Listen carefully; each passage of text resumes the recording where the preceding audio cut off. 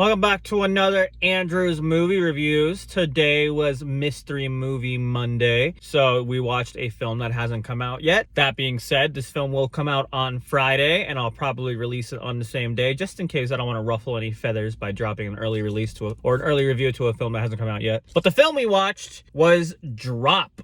So I feel like I've talked about this before on the channel, but when I was watching like the pre-movie trailer showings, you know what I'm talking about, like before movie trailers, the trailers for Drop would always come on, and to me it just looked like the most basic fucking like shitty horror thriller film. Not even horror, just like thriller mystery film. I thought it looked generic. I was like, in no fucking way do I want to watch this. But the Mystery Movie Monday, I don't want to say stats, the hints, I guess, came out, and it was PG-13 and like an hour and 40 something minutes long, hour and 50 minutes long, right? It's never the exact time, but it's like a good estimate. So the only two possibilities, I think, whatever, Drop or The Amateur, which is the Rami Malek movie. So I sat in the theater and I'm like, I really don't want to watch this fucking movie. Like, I swear to God, if it's this movie, I'm gonna be pissed. I want to watch The Amateur. And then, sure, lo and behold, it fucking popped up, today you're watching Drop. And I was like, fuck. I was not looking forward to it. And I will say this with 100% sincerity. This was my favorite film I've watched this year. I had the shittiest fucking expectations going into the film. Like, I saw like a pre-review and like it was like a 6 something on IMDb, but like an 8 something on Rotten Tomatoes.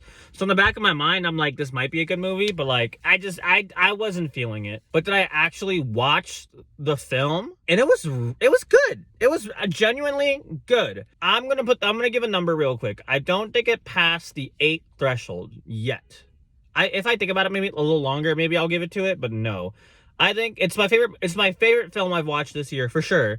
So I'm gonna give it like a 7.8, a high 7, mid 7, like a 7.8. It was actually really good. I think I really liked about this film is how much care and detail was put into it. Like, I don't want to spoil anything, so I don't know how much I can say, but like, they put let's just say this. They put a lot of effort into making things make sense and to like drop little breadcrumbs for you. I don't want to spoil it, but like, let's just say not all the breadcrumbs were into a path that, I don't want to spoil anything, but I'll say it like, not all the breadcrumbs took you on the correct path. Let's put it that way, right? That's all I'm going to say about that, though, until I talk about the spoiler part. But yeah, the acting was solid. There were some, I don't think I recognized any of the actors. I might have, I'm not sure. I might have seen a movie with them before, I'm not sure, but like, everyone was solid. And I know I say a lot that like I can predict movies. There were definitely parts of this I kind of predicted, but overall, it was still some things that I did not expect, and I really enjoyed that.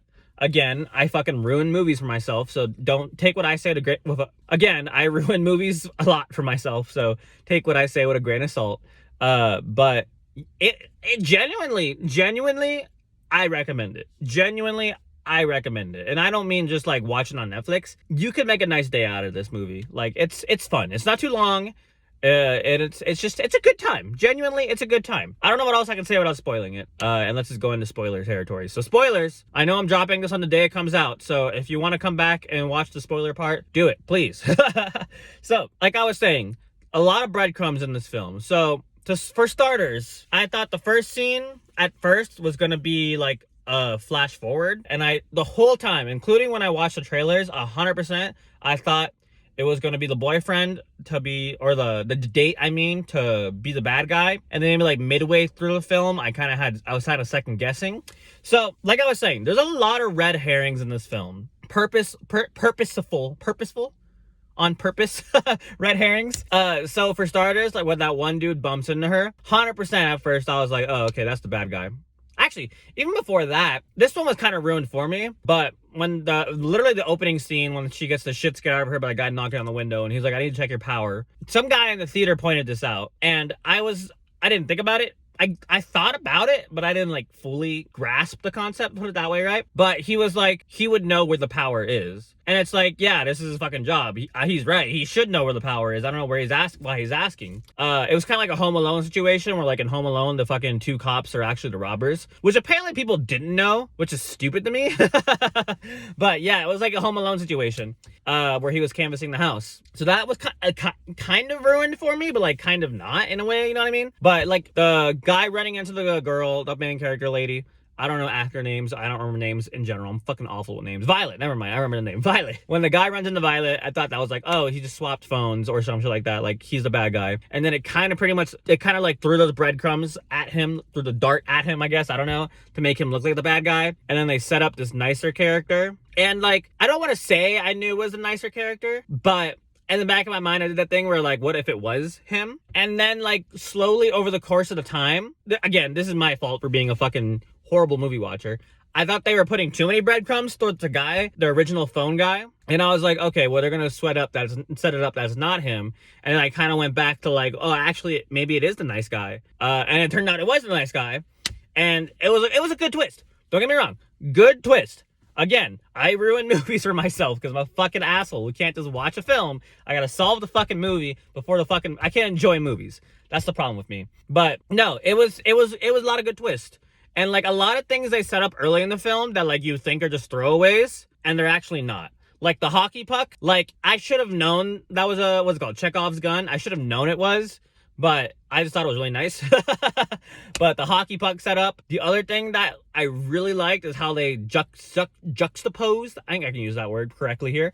Juxtaposed the start to the end. Where in the start of the film, well, they don't really tell us in the start of the film, but like when she doesn't pull the trigger, and in the end of the film, she does pull the trigger, and the fucking truck, the fucking fucking kid with a goddamn truck was the motherfucking MVP. That dude, when he fucking pulls up with a gun, and it shows like a callback to when he pulled up with the fucking note. That shit was good. Genuinely, I didn't expect that, and it was so fucking good. I'm forgetting one more. What was it? Another really subtle one that I don't know if a lot of people noticed, but when she got there, she was like, oh yeah, I live only like 5 minutes away from the restaurant from downtown. And then lo and behold, when the whole shit goes down, she can make it back to her house relatively quick because she lives close enough to it. And it was a callback to when she said that, which I genuinely like I was saying, there's a lot of detail put into the script. So it was genuinely like a good script. Genuinely good script. The other thing I really fucking loved was another detail-oriented thing was the lighting and like the visual effects on this film. There's not a lot of visual effects, right? The biggest thing is the text when it goes up on screen. It was a really nice touch. And I saw that from the trailer and I thought it was like cool, but I thought it was kind of gimmicky. But they actually use it super fucking well. So one of the things I loved, the little detail I loved, which is completely unnecessary, but like I'm so glad they added it, is when she was in the bathroom and the text popped up and you could see the reflection of it in the fucking mirror. Completely unnecessary, and I fucking absolutely loved it. I'm like a fucking nerd, because literally out loud in the theater, I was like, hell yeah. I didn't say it out loud, but like, you know, in my head, and like out like to myself, you know what I mean? Like softly to myself, I'm like, fuck yeah, I love that. Like, I fucking love that, bro. It's little things in editing that gets me excited. But the lighting too, the lighting was so fucking on point. I loved it when they went to focus on someone and the light just shifted. Like when she was looking around the restaurant and like trying to clue in on who it was, because the text person was like, wait, well, I forget exact setup to it, but like it would focus on the person and the person would be like looking at them, and then the light would go away and it go back to normal. I fucking love that. I love when the light focused in. I love when the light color changed. Lighting was fan-fucking-tastic in this film. Fan-fucking-tastic. Every little fucking detail in this film was fucking great. I will say, the reason I'm not giving it an 8 though is because I felt like at some points it did kind of drag on a little bit. And I felt a little, I don't want to say it felt a little too long. I just felt like it kind of hurt itself by like slowing down the pace and then trying to pick it back up and then slowing it down and then picking it back up and then slowing it down. I get that some people might like that. I have the attention span of a fucking goldfish, so sometimes it frustrated me a little bit, but it wasn't ever to like a point where it just pissed me off and I was done with it. It was still good. It just had some little things that didn't keep me all the way enthralled, I guess is the word I'll use. But again, it was a good movie. It was a good solid movie. Favorite of the year. I got another thing I really liked too is that sometimes in these movies they'll make the main character fucking stupid. She did some things that kind of frustrated me, don't get me wrong, I'm sure they're purposeful, but nothing she really did ever like pissed me off. The only thing I kind of didn't like, and maybe it's just a me thing or how I would do it, but like when she was checking the SD card, she was going through all the pictures. Like, it was like, why the fuck are you checking the pictures? Like, just fucking take the goddamn SD card out. But I know it was just to like set up suspense, obviously, but it kind of annoyed me a little bit. But besides that, the thing she really did was like stupid as fuck. And the reveal was good. Everything was solid. It was solid. I wasn't in love with the film. I liked it a lot. I wasn't in love with it. But like I said, again, for the third time, my favorite film so far of the year, 7.8. Do recommend watching it if you already watched the Minecraft movie. I haven't watched the Minecraft movie yet, but I'm going to finish my thought real quick. But yeah, genuinely, watch it. It's good. It's a good film. I recommend it. And you might like it more than I would. You might hate it more than I would. I don't know. Depends on your taste of movies. But yeah, I want to watch the Minecraft movie. It's been like, I was going to watch it a couple days ago, but like it was packed even at like 10 o'clock at night. And I just don't want to be surrounded by fucking screaming kids because I see videos all the time of kids acting like fucking kids. Obviously like fucking maniacs, but they're kids, obviously. So I might wait a couple weeks to watch it. And at that point, even then, like, why make a review on it if it's already been out for like fucking 10 years? But we'll see. We'll see. I like making reviews. But if I don't watch Minecraft next, I might watch The Amateur next because I think that comes out next week or this week. I don't know what day.